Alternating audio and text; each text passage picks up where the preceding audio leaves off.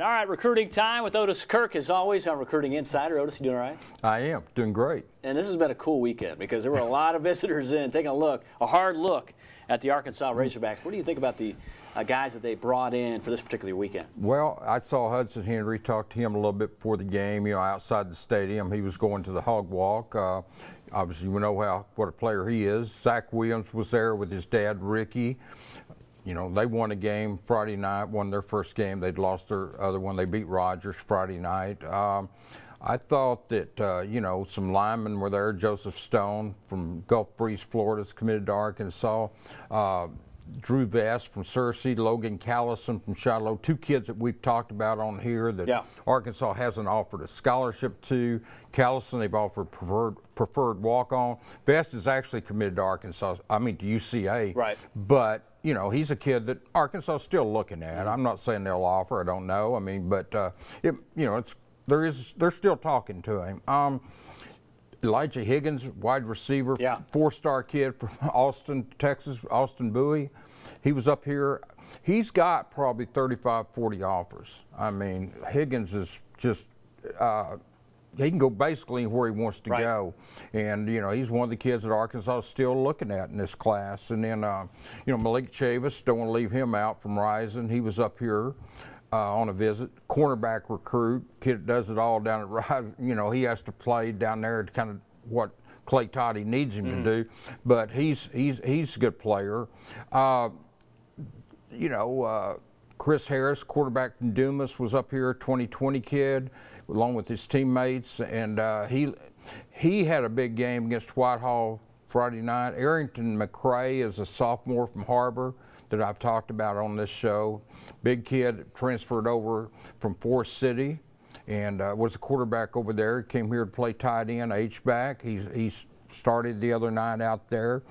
And then, of course, Clarence Scott is a kid from Arkansas Baptist, the junior college down in Little Rock that is playing for the first time in 3 years because of he's a diabetic, and he was unable to play football. And I saw him down there on the field yesterday, and it's really good to see a kid that's getting to live out his dream. He's overcoming an illness that he had no control over, and getting to come back and play. And I hope the kid has a great career wherever he goes to school and has a great season down there this year. Absolutely. Let's rewind a little bit because Bentonville West has linebacker and Kendall Young. He's going to make his decision this upcoming weekend. Vandy, Mizzou, and Hogs in the mix for Kendall Young. Thoughts on his prospects and perhaps if Arkansas will land Kendall Young? I saw him play Friday night. He had 10 tackles by my stats and 1 sack, and it was a 10-yard sack. And I think, Arkansas was second to offer him behind Missouri of those 3 schools, and then Vanderbilt came in and offered. But I think it's still up in the air where he will go to school. But he's a kid that's about 6'4", 6'5", 210 pounds, can run, and definitely a linebacker, and that's a position that Arkansas could use some help. He told me Friday night Arkansas is recruiting him to play the wheel. And so he wants to see how they used the wheel yesterday, check that out, and,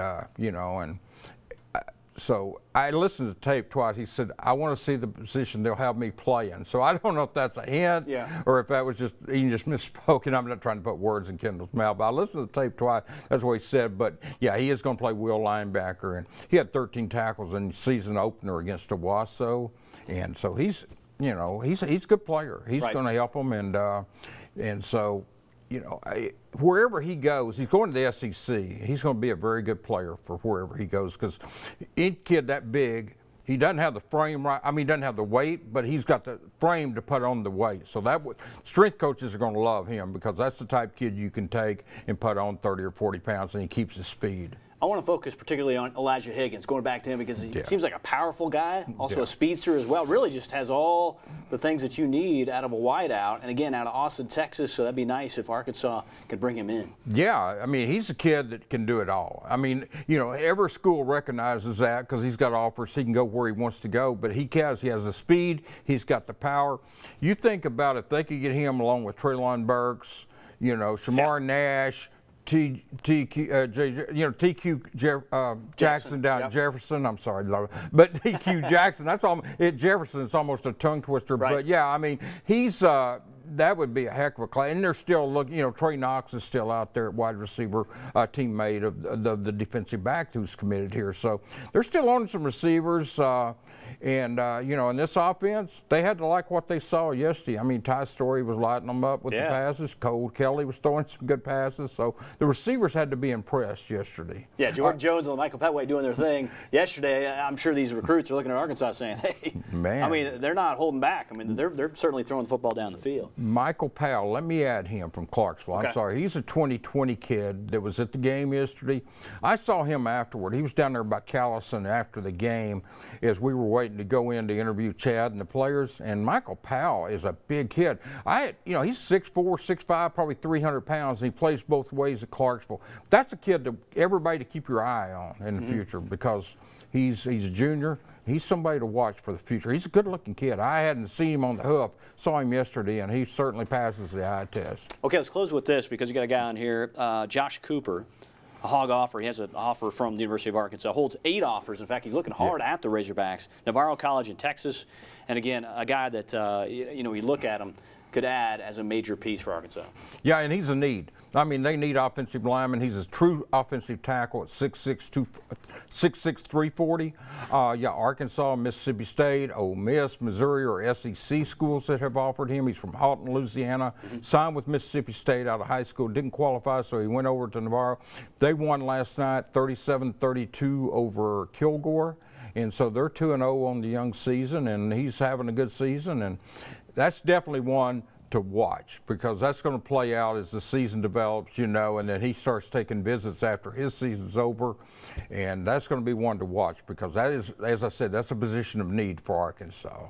All right, again, Otis Kirk writing a lot about the in-state guys, the out-of-state guys. He's really writing a lot in general on Hogville. You can check out his stuff. A lot of tidbits coming out of Otis Kirk. He'll be in Colorado coming up this week. Of course, Arkansas and Colorado State coming up, kickoff on a Saturday night from there in Fort Collins. For Otis, I'm Drew. We'll be back with more of the Pig Trail after this.